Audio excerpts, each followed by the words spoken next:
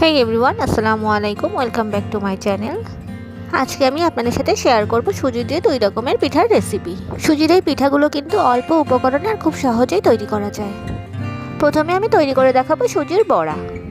সুজির বড়া তৈরি করার জন্য আমাদের প্রথমেই লাগছে একটি ডিম। ডিমটাকে ভেঙে আমি একটি বাটিতে নিয়ে নিয়েছি। এবার চামচ দিয়ে ডিমটাকে ফেটে নিচ্ছি। আপনারা চাইলে এক্ষেত্রে কাঁটা চামচ বা হ্যান্ড উইক্সও ইউজ করতে পারেন। ডিমটা ফাটানো হয়ে গেছে। এবার এর মধ্যে অ্যাড করে দিব 1/3 কাপ চিনি। মিষ্টিটা আপনারা আপনাদের পছন্দ অনুযায়ী বাড়িয়ে বা কমিয়ে নিতে পারেন।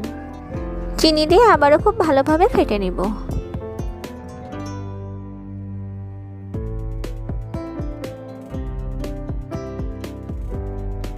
এবার ডিম আর চিনির মিশ্রণের মধ্যে অ্যাড করে দিব 1 চিমটি লবণ।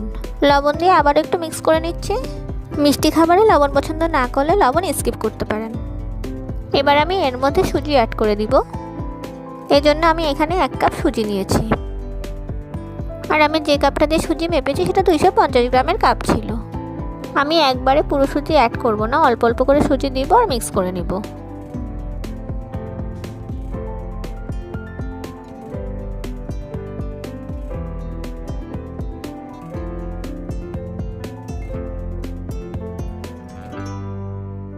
এবার এর মধ্যে বাকি সুজিটুকু দিয়ে দিচ্ছি আর দিয়ে দিচ্ছি 2 টেবিল চামচ গুঁড়ো দুধ। গুঁড়া দুধটা অপশনাল, হাতের কাছে না থাকলে নাও দিতে পারেন, কিন্তু দিলে টেস্টটা বাড়ে। সুজি আর গুঁড়ো দুধ দিয়ে আবারও একটু মিক্স করে নিচ্ছি।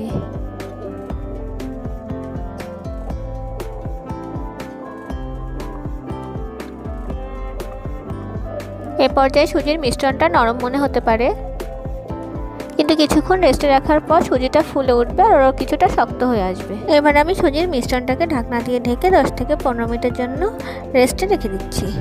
আর এই কাজটা কিন্তু অবশ্যই করতে হবে। 15 মিনিট পর সুজি পুরোপুরি সেট হয়ে গেছে। আমি 2 হাতের তালুতে তেল লাগিয়ে নিয়েছি।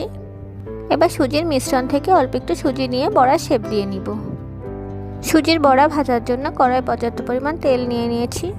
তেলটাকে খুব বেশি গরম করে নেওয়া যাবে না। আমি একটা একটা করে বড়া তৈরি করে নিচ্ছি আর তেলের মধ্যে দিয়ে দিচ্ছি। তেলটা যদি খুব বেশি গরম করা হয় তাহলে সুজি তেলের মধ্যে দেওয়ার সাথে সাথে সুজিগুলো ছেড়ে যাবে। আর চুলার আঁচটা মিডিয়াম লো ফ্লেমে রেখে বড়াগুলো ভেজে নিতে হবে। বড়ার এক পাশ হালকা সোনালি হয়ে এসছে। এবার আমি অপর পাশ উল্টে দিচ্ছি। বড়াগুলো উল্টানোর সময় একটু সাবধানে উল্টাতে হবে যাতে বড়াগুলো ভেঙে না যায়। এভাবে উল্টে পাল্টে দুপাশ গোল্ডেন ব্রাউন করে ভেজে নিব। আমার এরকম সব নতুন নতুন রেসিপি পেতে এখনও যারা আমার চ্যানেলটিকে সাবস্ক্রাইব করেন আমার চ্যানেলটিকে সাবস্ক্রাইব করবেন। আর আমার রেসিপিগুলো ভালো লেগে থাকলে ফ্রেন্ডস আর ফ্যামিলির মধ্যে শেয়ার করবেন।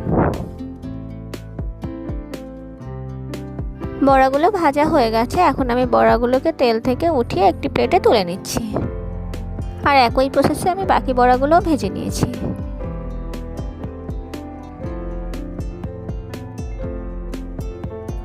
একটা বড়া ভেঙে দেখাচ্ছি, দেখুন বড়ার ভেতরটা কিন্তু প্রপারলি কুক হয়ে গেছে। এবার আমি তৈরি করব সুজি দিয়ে সুজির রস বড়া।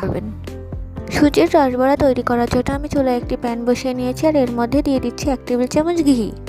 ঘিটা একটু গরম হলে এবার এর মধ্যে অ্যাড করে দিচ্ছি 1/2 কাপ সুজি। এখানে ঘিয়ের পরিবর্তে তেলও ইউজ করা যাবে, কিন্তু ঘি দিলে ফ্লেভারটা দারুণ আসে। এবার সুজিটাকে একটু ভেজে দিব। সুজি ভাজার সময় অনবরত নেড়েচেড়ে ভাজতে হবে। সুজি ভাজা হয়ে গেছে। এবার এর মধ্যে অ্যাড করে দিচ্ছি 1 কাপ লিকুইড মিল্ক। হাতের কাছে দুধ না থাকলে দুধের পরিবর্তে নর্মাল পানি দিয়েও রান্নাটা করা যাবে, কিন্তু দুধ দিলে পিঠাটা খেতে বেশি টেস্টি হয়। দুধ দেওয়ার পর সুজিটাকে অনবরত নাড়তে হবে, তা না হলে সুজির ভিতরে দলা পেকে যেতে পারে। যখন দেখবেন সুজিটা ঠিক এরকম ডোতে পরিণত হয়েছে তখন বুঝতে হবে সুজিটা রান্না হয়ে গেছে। আমি এবার সুজিটাকে চুলা থেকে নামিয়ে ঠান্ডা করে নিচ্ছি। সুজি ঠান্ডা হয়ে গেছে। এবার এর মধ্যে অ্যাড করে দিচ্ছি 2 টেবিল চামচ গুঁড়া দুধ। এবার গুঁড়ো দুধটাকে দিয়ে সুজির সাথে মাখিয়ে নিচ্ছি।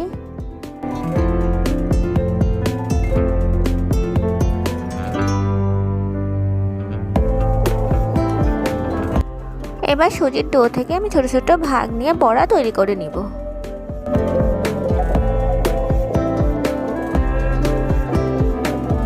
সবগুলো বড়া তৈরি করা হয়ে গেছে। এবার চিনি শিরা তৈরি করে নিব। এজন্য চুলায় একটি প্যান বসিয়ে নিয়েছি আর এর মধ্যে দিয়ে দিচ্ছি 1 কাপ চিনি আর দিয়ে দিচ্ছি 1 কাপ পানি।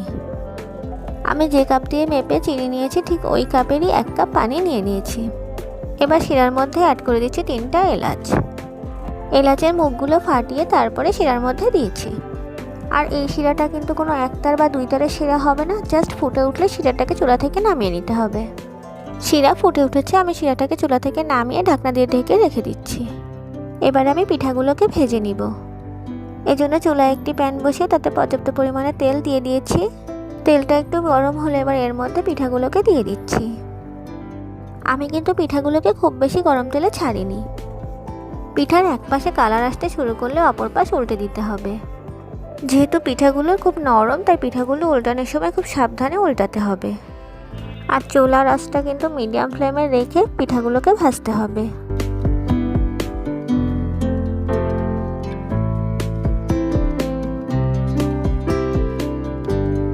যখন দেখবেন পিঠাগুলো 2 পাশেই গোল্ডেন ব্রাউন কালার চলে এসেছে, তখন পিঠাগুলোকে তেল থেকে তুলে নিতে হবে।